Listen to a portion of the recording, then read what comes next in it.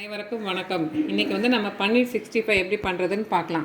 First பன்னீர் வந்து நான் homemade பன்னீர் வச்சுருக்கேன். ஹோம்மேட் பன்னீர்லேயும் பண்ணலாம், நீங்கள் வாங்கின பன்னீர். ஹோம்மேட் பன்னீர் நான் இதுக்கு முன்னாடி ஒரு வீடியோ போட்டிருக்கேன், அதை பார்த்துக்கோங்க. இப்போ இதுக்கு தேவையான பொருட்கள் என்னென்னு பார்க்கலாம்.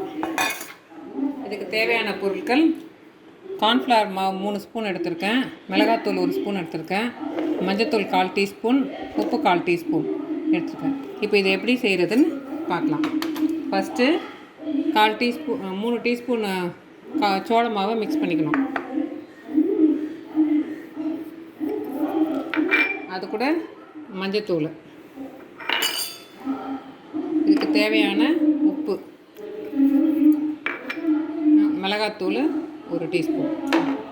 இப்போ இது எல்லாத்தையும் மிக்ஸ் பண்ணிக்கணும். இது ரொம்ப சிம்பிள், ஈஸியாக செஞ்சிடலாம். இது வந்து எல்லாத்தையும் மிக்ஸ் பண்ணிவிட்டு டேஸ்ட் பண்ணி பாருங்கள். அப்படி உப்பு பத்தலைன்னா உப்பு போட்டுக்கலாம், காரம் பத்தலைன்னா காரம் போட்டுக்கலாம். ஒரே ஒரு பிஞ்ச் எடுத்து நான் டேஸ்ட் பண்ணி பார்க்குறேன். கொஞ்சோண்டு உப்பு கம்மியாக இருக்குது, நான் கொஞ்சம் உப்பு போடுறேன். 1 பிஞ்ச் சால்ட்டு போட்டு திருப்பி மிக்ஸ் பண்ணிக்கிறேன். இப்போது இந்த பன்னீரை ஒன்று ஒன்றா எடுத்து இப்படி மிக்ஸ் பண்ணிக்கணும். இப்போ நான் எல்லாத்தையுமே டிப் பண்ணிவிட்டு இருக்கிற மாவை கொஞ்சம் ஃபஸ்ட்டு எடுத்துக்கிறேன் வெளியே. இந்த மாவை வந்து இதில் பரப்பிட்டு இதில் எல்லாம் போடணும். போட்டுட்டு இது மேலே கொஞ்சம் மாவு போட்டு விட்ருங்க. அது வந்து கொஞ்சம் உறிஞ்சிக்கிட்டு இருக்கும். கொஞ்சம் ஒரு 10 மினிட்ஸ் அப்படியே லீவ் பண்ணிடுங்க. விட்டுட்டு அதுக்கப்புறம் வந்து திருப்பி நம்ம இது பண்ணணும். 10 மினிட்ஸ் கழித்து பார்க்கலாம்.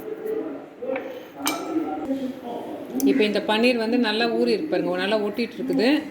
10 நிமிஷம் ஆச்சு. இப்போ அடுப்பில் எண்ணெய் ஊற்றி எண்ணெய் சூடானது இதை பொரிக்கணும்.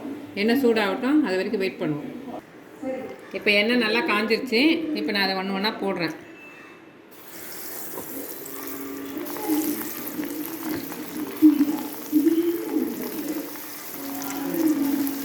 எப்போவுமே சமையலுக்கு வந்து இரும்பு பாத்திரம் யூஸ் பண்ணுங்கள், ரொம்ப நல்லது. இரும்பு பாத்திரம் யூஸ் பண்ணிங்கன்னா அயன் சத்து நல்லா சேரும்.